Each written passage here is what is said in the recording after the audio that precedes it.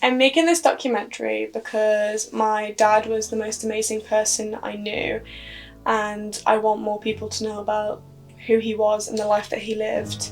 I hope this inspires people to live more like John Knapp.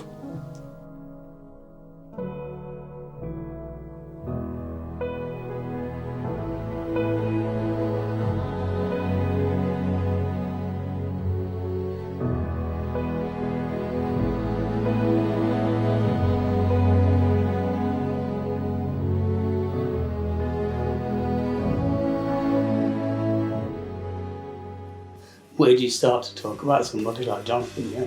Obviously introduced himself as John. Long red hair, skinny, so skinny, skinnier than me. He was just a man of everything.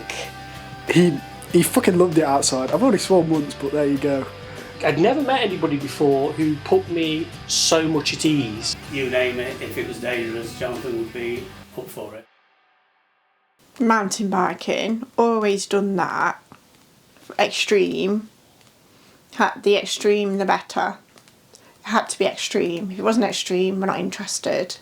I think that's one of the main things I enjoyed looking back, is going out and just being able to go out and ride with him, and for me to actually get into a sport that he had a massive interest in. I found with him, the more brutal the weather conditions and the more brutal the thing that you were doing, the more he enjoyed it. I reckon it was the buzz afterwards he got. Did John get you into biking then?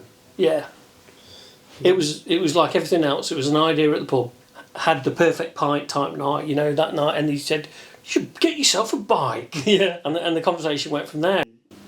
Road cycling, time trials, off-roading, downhill racing, you name it. If you could do it on a bike, then he did it. And then he decided that he was going to cycle the height of Everest for charity in a day. Relentless training for that, biking miles, finding hills to bike up. He literally started at like 5 o'clock in the morning, just went up and down this hill, and by the time we got there, I honestly thought he was dying because he just looked white and he had no energy at all.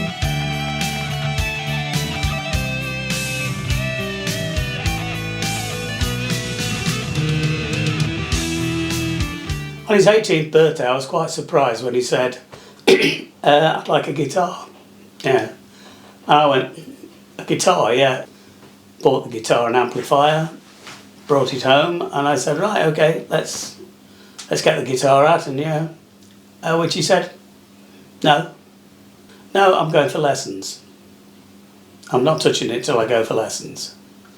Which he did, and he became quite an accomplished guitarist. Found out he was in a band, guitarist in a band. The band was called Plague. Great name for a band. I would often go and watch him practice in his practice rooms that he had, that he paid for with his mates. They would do that at least twice a week. He'd sit back and he'd tell me stories about when he used to be in a band when he was younger, and he'd sit there, show me photos, and then he'd get his guitar out and all that kind of thing. Lots of friends. Very popular person he was. Very popular.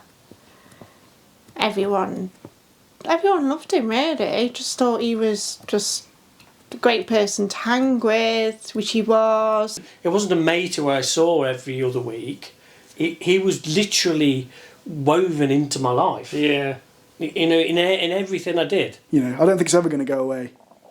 I think I'm still going to be here in my 40s, 50s, sat here thinking about all the stuff we go off and do and the person he was. I'm happy that I'm going to be able to sit back and have good memories and just, pass them on to my kids. He was very successful in anything he did. The only thing he wasn't successful in, I know I shouldn't have said this, was his battle with cancer.